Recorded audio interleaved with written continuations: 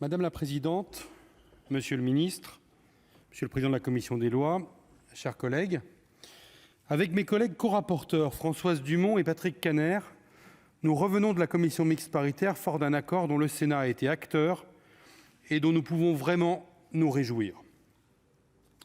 De très nombreuses avancées de cette proposition de loi, initiée par notre collègue député Fabien Matras, confortées par l'examen ici au Sénat, ont été sauvegardées au cours d'une séance de CMP marquée par un esprit constructif partagé, mais aussi par des approches assez différentes qui ont nécessité des concessions réciproques.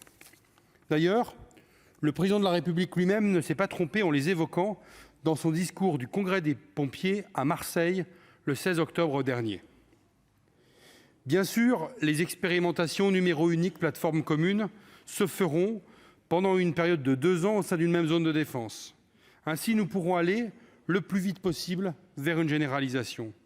Le modèle de la Haute-Savoie, qui fonctionne depuis 1996, peut d'ailleurs servir de référence, notre collègue rapporteur Françoise Dumont ayant d'ailleurs pu s'en rendre compte sur le terrain. À la maille départementale, j'insiste, départementale, on peut être encore plus efficace si l'on met au même endroit SAMU, pompiers, ambulanciers, téléalarme du département, Croix-Rouge. Et pourquoi pas demain, monsieur le ministre, policiers et gendarmes. Tous ensemble pour servir nos concitoyens qui se trouvent dans une situation de détresse.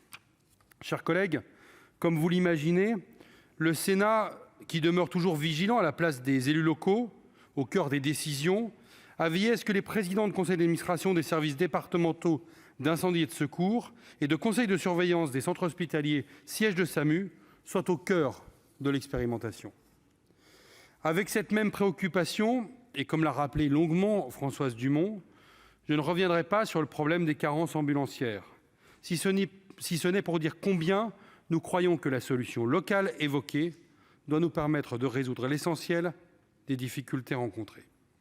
C'est d'ailleurs un sujet qui est un sujet financier, et le président de la République à Marseille a évoqué la réévaluation à 200 € de ces carences ambulancières. Nous remercions de ce geste qui n'est pas un geste législatif, qui le sera sans doute par le projet de loi de financement de la sécurité sociale, mais qui est un geste important. Cette vigilance pour les territoires se retrouve aussi dans la nécessité que les communes et intercommunalités trouvent toute leur place dans la prévention des risques auxquels les populations sont exposées, et la proposition de loi vient renforcer ces obligations. Chers collègues, vous le savez, cette proposition de loi s'inscrit aussi dans un contexte européen préoccupant. La jurisprudence Matzak, déjà évoquée plusieurs fois par mes collègues avant moi ici au pupitre, jurisprudence de la Cour de justice de l'Union européenne, continue d'avoir des effets qui risquent de s'étendre maintenant à nos armées. Monsieur le ministre, vous l'avez dit, notre pays va présider l'Union européenne à partir du 1er janvier. Et ce sujet doit être mis par notre pays comme l'une des priorités pour que le volontariat, engagement citoyen s'il en est, soit vraiment reconnu, et cette évolution doit être mise à l'ordre du jour et ce problème réglé. Enfin, je me permets d'évoquer ici un regret, celui de voir le sujet du renforcement de notre arsenal législatif concernant la lutte contre les violences renvoyé à plus tard. Le Sénat poursuit les objectifs de la PPL de Patrick Kanner en essayant de protéger notamment les témoins des agressions contre les sapeurs-pompiers. Nous ne méconnaissons pas les difficultés posées en termes de procédure pénale, mais je pense sincèrement que ce texte aurait dû envoyer un signal encore plus fort. Une actualité chassant l'autre, on constate hélas que les violences contre les sapeurs-pompiers restent à un niveau trop élevé dans notre pays.